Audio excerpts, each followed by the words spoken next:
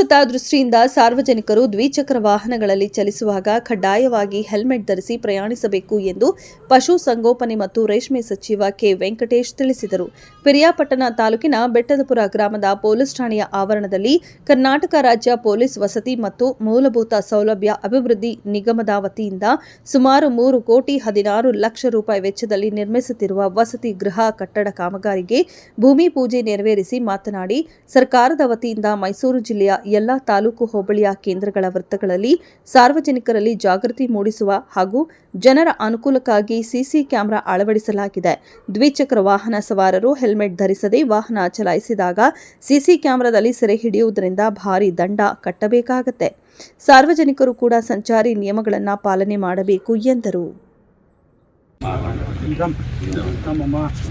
महागणपति देवता पूजा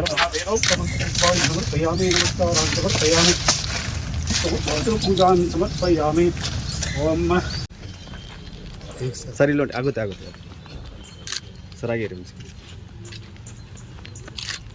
आगेरी ओके ಅರ್ಥದಿಂದ ವಾದ ಮಾಡಿದ್ರಿ.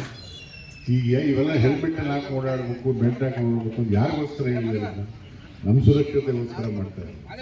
ಏನು ಎಲ್ಲಿ ದಂಡ ಕಟ್ಟಿದ್ರೆ ಬುದ್ಧಿ ಕಲ್ತ್ಕೊಂಡು ಹಾಕ್ತಾರೆ. ಸುಮ್ಮನೆ ಇದಕ್ಕೆ ಯಾಕೆ ವಾದ ಮಾಡ್ತಿರೋ ನೀವು? ಹೌದು, ಈ ನಮ್ಮ ಸುರಕ್ಷತೆಗೋಸ್ಕರ ಇವೆಲ್ಲ ಮಾಡ್ತಿರ್ತಾನೆ.